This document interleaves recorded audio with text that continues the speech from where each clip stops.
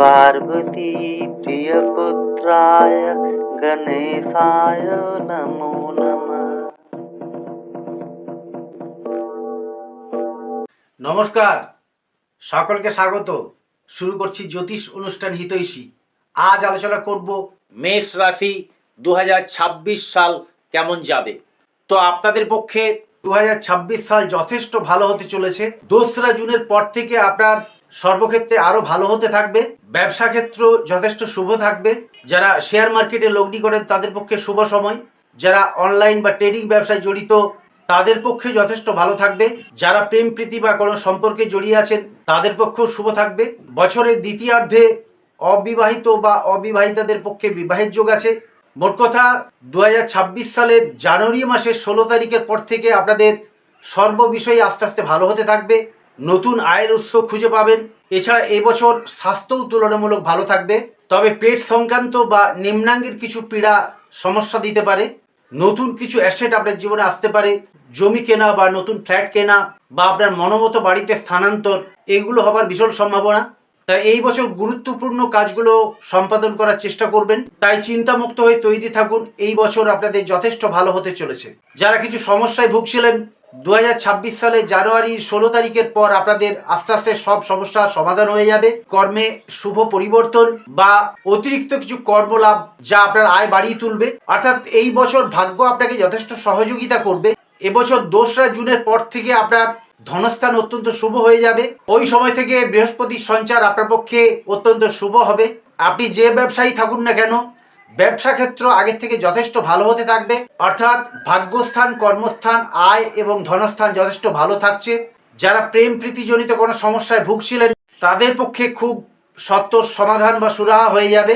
মনের মধ্যে ভীষণ আগ্রহ ছিল এরকম কোনো হারানো সম্পর্ক ফিরে আসতে পারে এবং এই সময় থেকে আপনার বিবাহের প্রবল যোগ দেখা যায়। তো এই বছর কয়েকটি মাসে আপনার মাঝে মাঝে স্বাস্থ্যহানি হতে পারে। বিশদভাবে তা জানতে আপনার রাশির বিষয়ে যে লং ভিডিও দেওয়া হবে সেগুলো দেখতে থাকুন। তাই চ্যানেলটি সাবস্ক্রাইব করে আমাদের সঙ্গে থাকবেন। মোট কথাই 2026 সাল আপনার পক্ষে কেমন যাবে তার সম্পূর্ণ ফলাফল থাকবে এই ভিডিওতে। সেক্ষেত্রে শিক্ষা অর্থাৎ বিদ্যা, কর্ম, ব্যবসা, প্রেম, বিবাহ, দাম্পত্য সম্পর্ক, সন্তান স্থান, পারিবারিক ক্ষেত্র, গৃহ, বাহন, ভূসম্পত্তি এবং আধ্যাত্মিকতা সব বিষয়ে আলোচনা করব। তাই মনোযোগ দিয়ে ভিডিওটি দেখতে থাকুন। তো আলোচনা শুরু করা যাক। শুরুর আগে খুব সংক্ষেপে গ্রহ পজিশন জানিয়ে দিচ্ছি। দীর্ঘকালীন অবস্থান করে সেই গ্রহগুলোর মধ্যে বৃহস্পতি 2রা জুন থেকে আপনার রাশির চতুর্থে শুভভাবে সঞ্চার করছে এবং তিনি কর্মস্থানে দৃষ্টি প্রদান করায় ভাগ্যস্থান এবং কর্মস্থান যথেষ্ট ভালো থাকছে। তবে মনে রাখা দরকার আপনাদের 7.5 কিন্তু শুরু হয়ে গেছে, যার ফলে আপনার আয় বা ধনস্থানের উন্নতি হলেও ব্যয় কিন্তু বাড়বে। তো সেই বিষয়ে আপনাদের চিন্তার কিছু নেই। আয় স্থান যথেষ্ট ভালো থাকবে, কর্মে কিছু উন্নতি লাভ সম্ভব। যাদের পারিবারিক ক্ষেত্রে কিছু মতানৈক্য চলছিল বা সম্পর্কে কিছু সমস্যা চলছিল তারাও সেগুলো আস্তে আস্তে ভালো পেতে আরম্ভ করবেন। তো বিস্তারিত আলোচনায় চলে আসি। আমি ছকটা স্ক্রিনে ডিসপ্লে করেছি, আপনারা দেখতে পাচ্ছেন। প্রথমেই আলোচনা করব বিদ্যার্থীদের বিষয়ে। শিক্ষাক্ষেত্রে যথেষ্ট ভালো থাকবে। যাদের উচ্চশিক্ষা লাভের ক্ষেত্রে বাধা আসছিল, মনোনিবেশের সমস্যা হচ্ছিল, সেইগুলো থেকে মুক্ত থাকবেন। শিক্ষাক্ষেত্রের প্রসার ঘটবে। 2রা জুনের পর থেকে সেটা আরো ভালো হতে থাকবে। গৃহে কিছু শ্রীবৃদ্ধি, গৃহের উন্নতি সম্ভব। তবে যারা যানবাহন চালান, বিশেষ করে 2 চাকা, তারা সতর্ক এবং সাবধান থাকবেন। এবং যারা বিরুদ্ধ গ্রহজনিত সমস্যায় ভুগছেন তাদের কি কি করলে ভালো হয় সেই বিষয়ে কিছু প্রতিকারও জানিয়ে দেব। এরপর আলোচনা করব স্বাস্থ্য বিষয়ে। স্বাস্থ্য বিষয়ে যারা লিভার সংক্রান্ত সমস্যায় ভুগছিলেন তাদের অর্শ বা কোষ্ঠকাঠিন্যজনিত কিছু সমস্যায় ভুগতে হতে পারে, তবে তুলনামূলক বিচারে স্বাস্থ্য ভালোই থাকবে।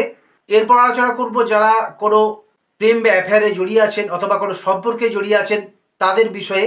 যাদের কোনো মনোমালিন্য চলছিল তাদের পক্ষে নিজেদের মধ্যে আলাপ আলোচনা এবং বোঝাপড়ার ফলে সম্পর্কের স্থায়িত্ব বাড়বে। অবিবাহিত বা অবিবাহিতাদের পক্ষে বিবাহের যোগ আছে। যারা বিবাহের সমস্যায় ভুগছিলেন শুভ ফল পাওয়ার সম্ভাবনা। পারিবারিক ক্ষেত্র শুভই থাকবে। ছোটখাটো কিছু মতান্তর বা মনোমালিন্য যদি হয় সেটা মানিয়ে নেওয়া সম্ভব।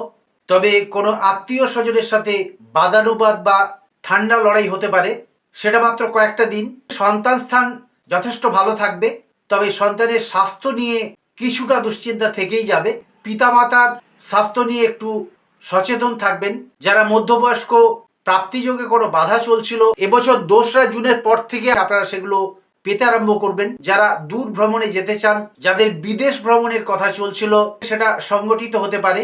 তবে বিদেশ ভ্রমণের ব্যাপারে বর্জন করলেই ভালো হয়, কারণ প্রাকৃতিক পরিবেশের উপর কোনো না কোনো অন্তর্ঘাত, বিস্ফোরণ, এমনকি যুদ্ধের পরিস্থিতিও এগিয়ে আসতে পারে। সুতরাং দূর ভ্রমণ এবং বিদেশ ভ্রমণের ক্ষেত্রে অবশ্যই দেখে শুনে বুঝে শুনে অগ্রসর হবেন। এছাড়া যারা আধ্যাত্মিক চেতনায় জড়িয়ে আছেন তাদের পক্ষে শুভ সময়, তবে কোনো তীর্থ ভ্রমণ বা ধর্মীয় কাজে আপনার কিছু ব্যয় হতে পারে। যাদের ব্যবসা কোনো কারণে থমকে গিয়েছিল তাদের আস্তে আস্তে ভালো হতে থাকবে। গ্রহদের গোচরকালীন অবস্থান অনুযায়ী অধিকাংশ গ্রহই আপনার ফেভারে থাকছে। তবে 7.5 কারক হয়ে শনিদেব দ্বাদশে অবস্থান করছেন, যার জন্য আশানুরূপ ফল পেতে আপনার একটু অসুবিধা হবে। তবু গড়পড়তা বিচারে 2026 সাল যথেষ্ট শুভই বলা যায়। তো আপনার রাশির সম্বন্ধে আরো বিশদভাবে জানতে আমাদের চ্যানেলের সঙ্গে থাকুন। তাই যারা চ্যানেলে নতুন আছেন চ্যানেলটা সাবস্ক্রাইব করে রাখবেন, পরবর্তী ভিডিও আপনাকে নিশ্চয়ই উপকৃত করবে। এছাড়া যারা বর্তমান দশা বা জন্মকালীন গ্রহ অবস্থানের জন্য নানান সমস্যার মধ্যে ভুগছেন, অর্থনৈতিক দুরবস্থা, শারীরিক সমস্যা এবং নানান কাজে বাধা আসছে, তাদের জন্য আমি কিছু প্রতিকার জানিয়ে দিচ্ছি। অনন্ত মূল, ব্রহ্মযষ্টি মূল ধারণ করবেন। এছাড়া জয়ন্তী মূল আপনার পক্ষে যথেষ্ট শুভ থাকবে। মঙ্গল এবং বৃহস্পতির প্রণাম মন্ত্র আপনারা প্রতিদিন পাঠ করতে পারেন। মঙ্গল এবং বৃহস্পতির প্রণাম মন্ত্র পঞ্জিকায় লেখা আছে, সেখানে দেখে নিতে পারেন। এছাড়া আমি একবার বলে দিচ্ছি।